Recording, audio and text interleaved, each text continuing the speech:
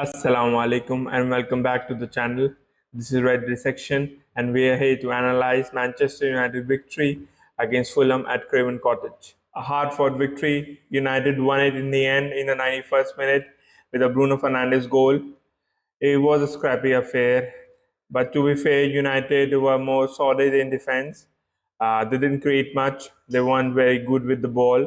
But as far as conceding chances, they didn't concede too many chances, though Fulham had few shots from distance and few set pieces, but we defended well. In fact, the back line was our most efficient part of the team.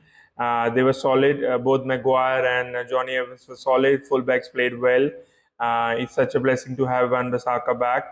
And Dalo also played better in what we had envisaged he would in the left back position. However, the offensive players were not up to scratch. Højlund, Bruno, Anthony were abysmal.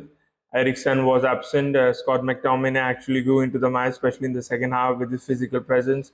Garnacho was a standout player. He was the only player who could see was trying enough and had some quality on the ball. And when Anthony went off, Pellistri came into the match and was involved in what was to be the winner, and he did well as well. United actually had went ahead in the first half and was dubiously the goal was dubiously overruled with a subjective offside ruling by the on-field referee.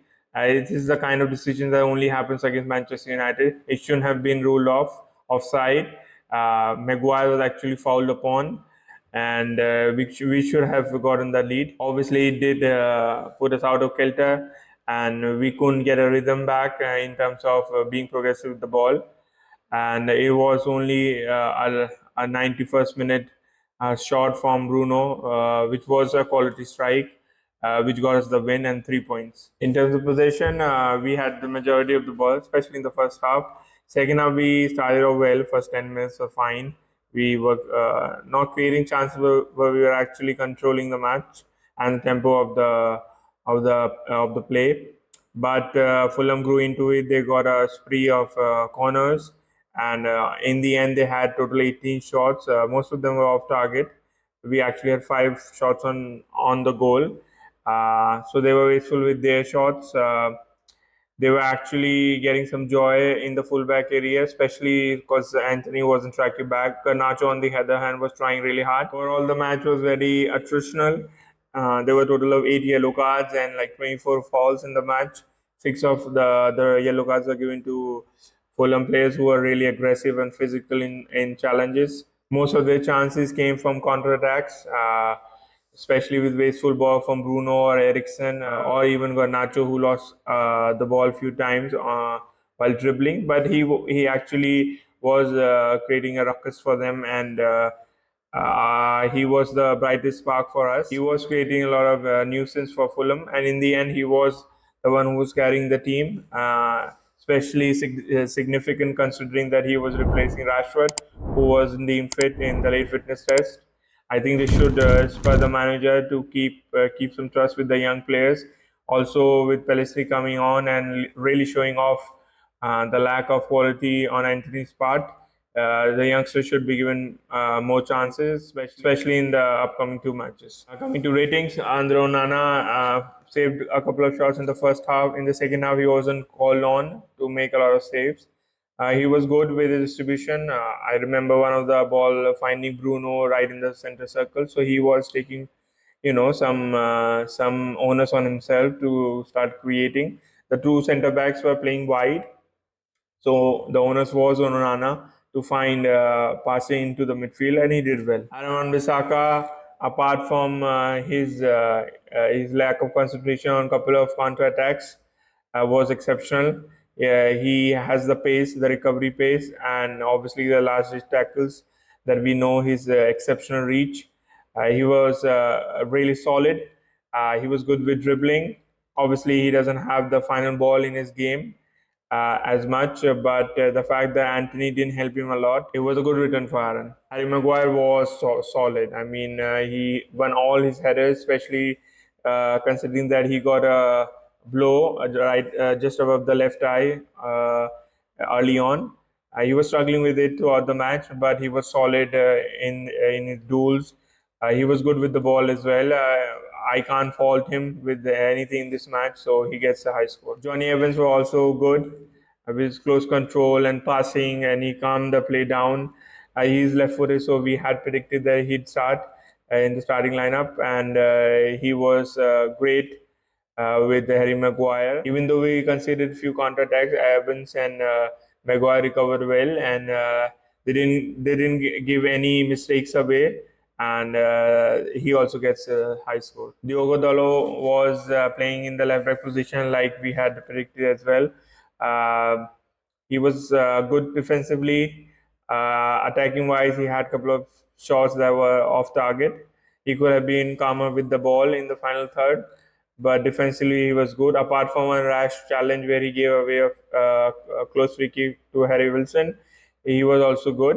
And especially considering that he was ably abetted by Garnacho, the left hand side seemed more functional, and I think he should give Eric Ten Hag the confidence to start both of them in the same position in Denmark as well. Scott McTominay didn't start off really well. He wasn't dominant on the ball, but as the match went into the second half in the death minute, he came into his own. He was putting his body on the line, physical in the challenges, neat on the ball, especially in the second half. He was arriving late in the box. I think he was given a lot more license to go forward, especially when the ball was kicked to Erasmus Højlund. Højlund didn't do well in terms of winning his aerial duels or giving knockdowns to players. But McTominay did try to connect with Højlund and join him in the box whenever the opportunity arise. So it was a good performance of McTominay. Christian Eriksen was rather absent. He did well in terms of keeping the tempo, but he wasn't involved too much in the game because most of the time the ball was with the two centre backs and Onana. Obviously, defensively, he doesn't have the recovery pace, and he was often manhandled and dominated by their midfielders and forwards. So it is worrying, but we know that he is good on the ball. I think he should be tried in the number 10 position if he has to play because he does bring calmness and a little polish on the ball. But in this pivot, he finds it troubling, and he usually struggles to recover, especially with counter attacks. So it is something that Ten Hag needs to iron out. Anthony was the worst player on the pitch with Rasmus Højlund. Nothing came off of him. I mean, he was pocketed by Anthony Robinson, who was more powerful, both in running and physical duels. He was he kept even when he was given through balls to run into spaces, he kept on coming back on his left foot, and really crippling our attacks.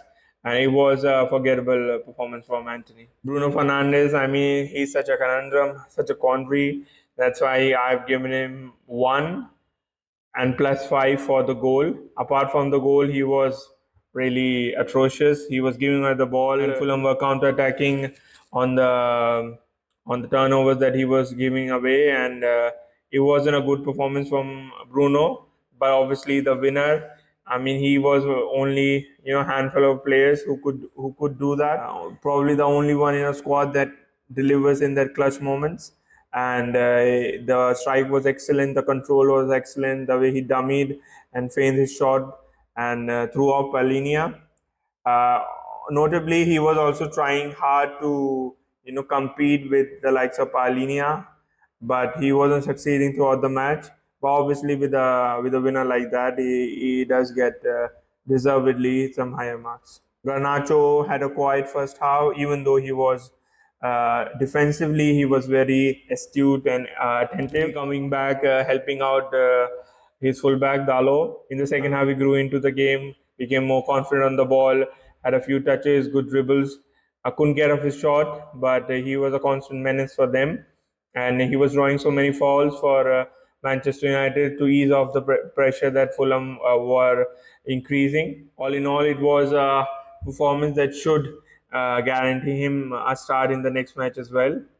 next two matches. And inshallah, Ten Hag doesn't allow Rashford to waltz back into the starting lineup with the kind of effort and performance we've seen from Garnacho. Rasmus Højlund were invisible. I mean, he was ragdolled by Bassi, Calvin Bassi, one of the worst defenders in the league, and he was pocketed by him. I mean, it was surprising and perplexing to me how easily he was shoved off the ball. Even Tim Ream was having fun with him. Nothing could stick with him. His first touch was absent, and it was so surprising. Maybe it's just too much football for him, but and also the fact that he hasn't scored yet and the service isn't there for him, so he must be playing on his mind. You could see from the reaction that he gave Ten Hag after his substitution. He looked completely miffed at it, and he was demonstrating. But I think Ten Hag did well to take him off because nothing was taking for him, and it was a bad performance from Holland. Coming to substitution, Facundo Pellistri came on. We have already advocated for his inclusion a lot this season. He is somebody who is press resistant and has good close control, and you could see with his doggedness, the South American spirit. It was his pressing that led to the winner, and he gave Robinson a lot more trouble than Anthony did, and he was bright, and I think he should be given more chances. I'm not sure whether he'll start in the Champions League because obviously Anthony is Ten Hag signing, but he should be given more confidence, and he did well, and he deserves. I think he deserves a start really soon. Mason Mount came on, and I think he ran around, got few interceptions, but on the ball he was atrocious. He just lacks quality on the ball, and he was playing in the pivot. He came on for Ericsson, but I don't think it was a good enough performance to guarantee any kind of start. And I think he should stay on the bench even for the next two matches. Anthony Marshall came on, did well in terms of holding up the ball better than Højlund did. Obviously, he didn't get any service, just like Højlund. He didn't get any chances to score, but he did make a difference. He seems more intelligent, experienced. Certainly, playing this league, he seemed to be more clever in terms of his movement, and certainly avoiding the two centre backs who were constantly jostling with Højlund. So he made a difference, but he didn't have enough time or chances to create or score any goals. Varane was the final substitution. He came in the injury time. Didn't have much to do. I think he lost one header though, but because Maguire was so dominant throughout the match, he wasn't required. It's good that he has saved his energy for the upcoming match in Denmark in the Champions League. Erik ten Hag gets his highest score of the season. Attacking wise and setup wise, we weren't threatening. I mean, we were using the centre backs and the keeper to control the tempo of the match. Tactically, Fulham weren't trying to press us, so it helped us in terms of not conceding too many chances. But attacking wise, we lack any kind of patterns, any kind of style of play. So that is disappointing. It's on Ten Hag. In this particular match, one thing that he gets a credit for is his substitutions. Both Pellistri for Anthony as well as Marshall for Højlund were good and brave substitutions, especially considering that we needed goals. Dropping Rashford, maybe his hand was forced by injury, but I think that he dropped Rashford, especially considering the news around him partying after the City loss. So there are certain positives in terms of decision making, but overall I don't see a vision, and overall I don't see him lasting too much. Maybe it's papering over the cracks, but it seems more inevitable that he will get the sack sooner rather than later. Alhamdulillah, finally 3 points and a clean sheet. It was a hard-fought victory. It wasn't pretty, and but it showed fight. There was a banner in the away end which said "Play like you mean it," and players, to be honest, did give their all. This defensive line was good. Midfield was combative, though quality was lacking, and the front line were the most disappointing, especially with Haaland and Anthony. But it is a start. I am not too confident in terms of the upcoming match in Denmark, because I think Copenhagen are better with the ball, and they will press us more than Fulham did. But inshallah, if we can, get a similar result, 1-0 or 2-1 victory away from home, we could still salvage our Champions League campaign this season. Obviously, Luton awaits us after that, which is a home victory. Banana skin, if you ask me, because that is the match that we are expected to win, even in the worst of circumstances. So that'll add another layer of pressure for Ten Hag. But the upcoming two matches will decide how long will this Ten Hag innings last. Inshallah, we'll be back with the red prep for the Copenhagen match. Uh, Thank you for watching. Please keep liking, commenting, and sharing our videos. Until the red prep, take care, do good, pray for Palestine. Assalamu alaikum.